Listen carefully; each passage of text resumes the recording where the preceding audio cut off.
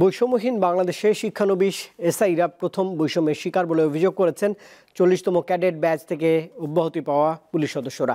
চাকরি পুনর্বহালের দাবিতে রবিবার সচিবালয়ের সামনে অবস্থান কর্মসূচি পালন করেন তারা।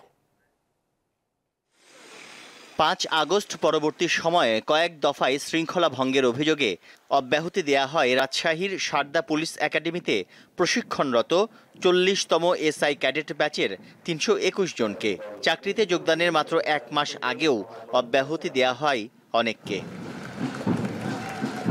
এর প্রতিবাদ জানানো ও চাকরিতে পুনর্বহালের দাবিতে রবিবার সকালে সচিবালয়ের ৪ নম্বর গেটে অবস্থান কর্মসূচিতে অংশ নেন অব্যাহতিপ্রাপ্ত সাব ইন্সপেক্টররা।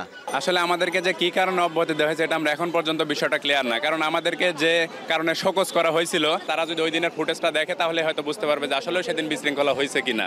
মানে উশৃঙ্খল বা উচ্চ বাক্য বিনিময় করছে, কিন্তু এই ধরনের কোনো কিছু ঘটে নাই। অলমোস্ট হচ্ছে যে 500 জনের মতো পাসিং আউট প্যারেডে মিলিত হয়েছিলাম, সেখানে আমাদেরকে 252 জনকে একই অভিযোগে কেন 252 জনকে ডিসচার্জ করা হলো। দ্রুততম সময়ে চাকরিতে পুনর্বহাল করে পোস্টিং দেওয়ার দাবি বিক্ষোভকারীদের। বের করে দিয়েছে যে আমরা 5 দিন পরে ফিরে আসব, কিন্তু আমরা যখন বাড়িতে ছিলাম তখন আমাদেরকে ডিসচার্জ লেটার পাঠিয়ে দেওয়া হয়েছে, কিন্তু আমরা জানি না আসলে যে আমাদের অন্যায় কি।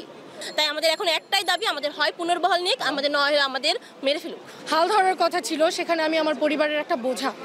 এখন এই ঘটনাটা শোনার পরে আমার বাবা হার্ট অ্যাটাক করেন। আমি বৈষম্যহীন বাংলাদেশের প্রথম বৈষম্যের শিকার।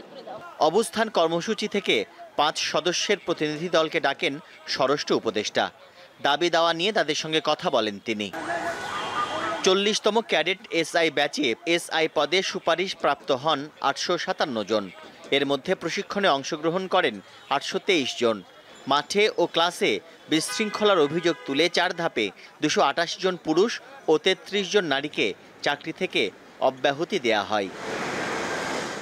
তানভীর খন্দকার, দীপ্ত সংবাদ, ঢাকা।